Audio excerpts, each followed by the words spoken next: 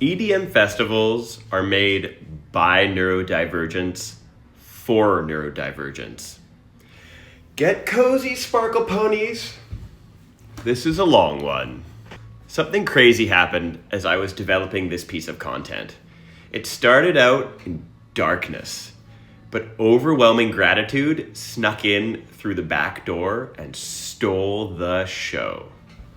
My festival friends call me a rave fairy. And this rave fairy has a pet theory.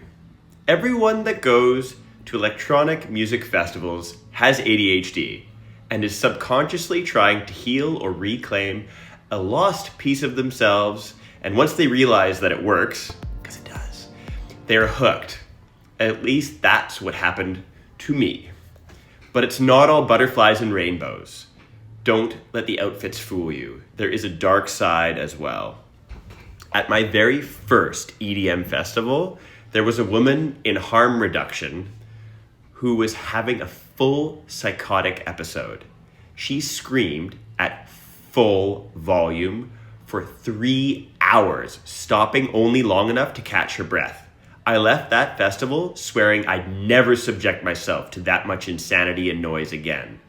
But something inside me had a different plan, and the next year I began a festival run that was athletic, to put it mildly. We live in a world where people often have to hide their high sensitivity, their childlike joy and expression, their desire to connect and to love. Some of us hide these traits by developing a bottomless need for stimulation. This is called ADHD.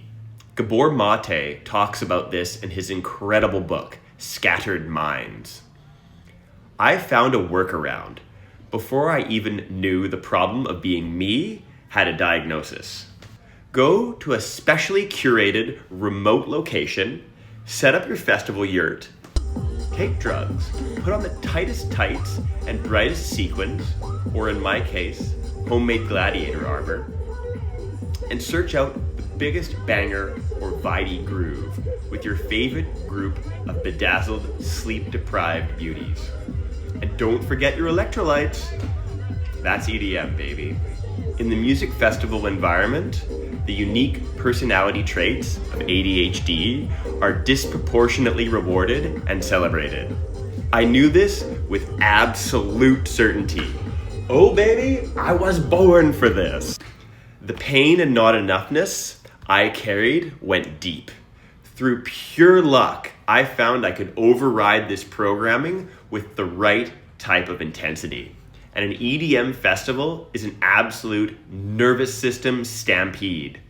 Turns out it's almost impossible to feel broken, surrounded by throngs of chemically enhanced humans dancing to 130 decibels of ego-shattering sound. It became the only thing that lit me up. EDM wasn't just music. It was how I got connection, romance, wild creative expression. It became the only answer to the pit of longing in my heart. And slowly, it turned into my idol, my glittering false god. One giant MDMA-infused, sweat-soaked, bass-thumping, orgiastic trauma bond. No wonder they call it raving. You don't just go, you surrender. Once, in search of new friends, free hugs, and the perfect house beat, I clocked 56,000 steps in 24 hours while frolicking in multiple suits of armor like some gladiator raver lunatic. Because why not? It was absurd. It was glorious. This world healed wounds I didn't even know I had and allowed me to express things I didn't know I needed to express. Problem was, it felt good. Too good.